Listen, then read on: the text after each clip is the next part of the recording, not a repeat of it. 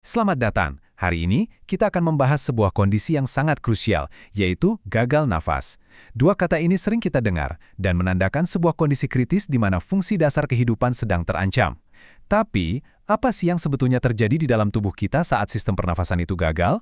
Nah, dalam pemaparan kali ini, kita akan membongkar patofisiologinya lapis demi lapis untuk benar-benar memahami mekanisme fundamental di baliknya. Agar pemahaman kita sistematis, kita akan menelusurinya melalui 6 langkah kunci. Pertama, kita mulai dari definisi dan cara mendiagnosisnya.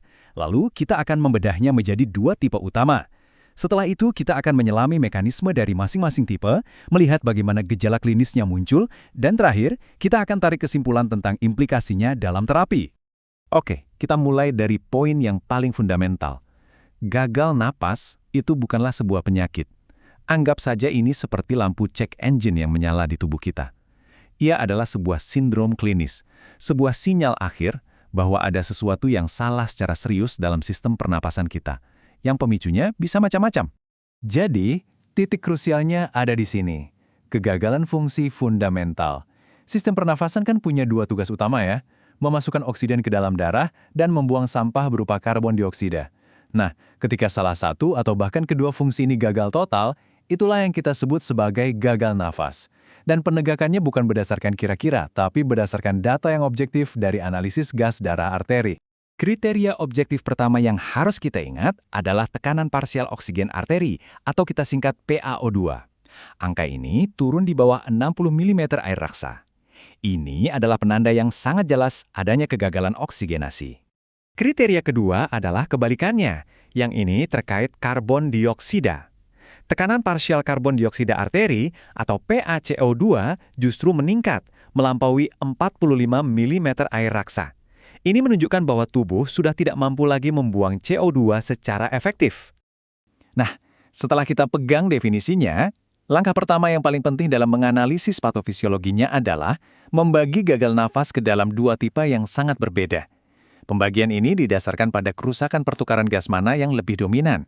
Klasifikasinya seperti persimpangan jalan. Ada 2 jalur utama yang sangat berbeda.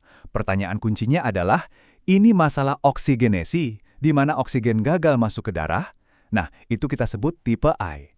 Ataukah ini masalah ventilasi, di mana tubuh gagal memompa keluar karbon dioksida? Nah, yang ini adalah tipe 2. Mari kita bedah lebih dalam tipe I dulu, gagal napas hipoksemik. Intinya, ada 3 mekanisme utama yang menyebabkan oksigen tidak bisa sampai ke aliran darah sebagaimana mestinya. Mekanisme yang paling umum kita temui adalah yang disebut V4Q mismatch. Coba bayangkan jutaan kantong udara atau alveoli di paru-paru. Idealnya, ventilasi atau aliran udara harus seimbang dengan perfusi atau aliran darah. Tapi pada pneumonia misalnya, alveoli terisi cairan. Ventilasi jadi 0, tapi perfusi darahnya tetap jalan. Darah lewat begitu saja tanpa bisa mengambil oksigen. Nah, inilah inti dari V4Q mismatch. Coba pikirkan shunting sebagai bentuk VQ mismatch yang paling ekstrim. Di sini, darah bukan cuma lewat area dengan ventilasi yang buruk, tapi benar-benar mengambil jalan pintas, melewati paru-paru tanpa bertemu oksigen sama sekali. Inilah alasannya kenapa pada kasus shunting yang berat, kita berikan oksigen 100% pun seringkali tidak banyak membantu. Dan yang terakhir, ada gangguan difusi. Bayangkan, ada sebuah dinding yang sangat tipis yang memisahkan udara di alveoli dengan darah di kapiler. Pada kondisi seperti fibrosis paru, membran ini menebal, menciptakan sebuah penghalang fisik yang memperlambat pergerakan molekul oksigen. Jadinya, oksigen jadi sangat sulit untuk melintasi barrier ini dan masuk ke dalam darah. Sekarang kita beralih ke tipe top 2, atau gagal napas hiperkapnik. Di sini, fokus kita bergeser. Masalahnya bukan lagi pada paru-paru itu sendiri, tapi pada sistem mekanik yang bertanggung jawab untuk tindakan bernafas. Kita bisa sebut ini sebagai kegagalan pompa ventilasi. Akar dari semua masalah tipe I adalah hipoventilasi alveolar. Sederhananya begini, pompa pernafasan kita tidak bekerja cukup kuat. Tubuh kita ini kan terus memproduksi CO2 setiap detik, dan satu-satunya cara membuangnya adalah dengan bernapas. Kalau ventilasi kita melambat, ya udah pasti CO2 akan menumpuk di darah, persis seperti asap yang memenuhi ruangan tanpa ventilasi. Efeknya terjadi secara langsung dan cepat. Lalu, apa yang bisa menyebabkan pompa ini gagal? Kerusakannya bisa terjadi di mana saja di sepanjang jalur kendali. Pertama, bisa di pusat komandonya, di otak. misalnya akibat overdosis obat yang menekan pusat napas. Kedua, bisa di jalur kabelnya, yaitu sistem saraf dan otot, seperti pada Guillain-Barré syndrome. Atau yang ketiga, mesinnya sendiri yang kelelahan. Otot-otot pernapasannya mengalami kelelahan ekstrim setelah bekerja terlalu keras, seperti yang sering kita lihat pada pasien PPOK berat. Oke, sekarang kita sudah paham mekanismenya. Mari kita coba hubungkan semua ini dengan apa yang kita lihat di samping tempat tidur pasien, yaitu manifestasi klinis dan konsekuensi-konsekuensi seriusnya.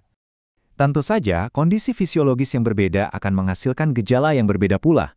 Hipoksia atau kekurangan oksigen akan menyebabkan sianosis, detak jantung yang cepat atau takikardia, dan pasiennya jadi gelisah karena otak kekurangan suplai energi. Sebaliknya, hiperkapnia atau kelebihan CO2 akan menyebabkan sakit kepala akibat pelebaran pembuluh darah di otak, rasa mengantuk yang berat atau somnolen, hingga tremor khas yang disebut asteriksis. Dan inilah bahaya terbesar dari tipe I. CO2 yang menumpuk itu bukan sekedar gas sisa, dia adalah zat asam. Di dalam darah, CO2 berubah menjadi asam karbonat yang akan membuat pH darah anjlok drastis. Kondisi ini yang kita sebut asidosis respiratorik akut adalah sebuah keadaan darurat medis. Ia meracuni sistem tubuh, mengganggu kerja jantung, dan jika tidak segera diatasi, bisa menyebabkan henti jantung. Baik, sebagai penutup, mari kita rangkum kenapa pemahaman mendalam tentang semua mekanisme ini bukan hanya sekedar latihan akademis, karena ini punya implikasi klinis yang sangat krusial dalam penanganan pasien. Jadi, inilah intinya. Diagnosis yang tepat akan menentukan terapi yang tepat. Kalau kita salah mengidentifikasi masalahnya, intervensi kita bisa jadi sia-sia. Apakah ini masalah tipe I yang hanya butuh lebih banyak oksigen, ataukah ini masalah tipe II di mana pompanya yang rusak dan butuh bantuan ventilasi mekanik sehingga memberikan oksigen saja tidak akan cukup? Maka dari itu, saya ingin meninggalkan Anda dengan sebuah pertanyaan untuk direnungkan, yang merangkum inti dari pembahasan kita hari ini.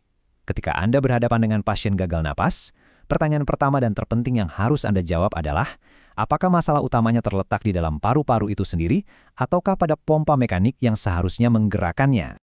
Jika pembahasan mendalam seperti ini Anda rasa bermanfaat, silakan pertimbangkan untuk subscribe ke channel Ruang Dosen agar tidak ketinggalan pemaparan berikutnya.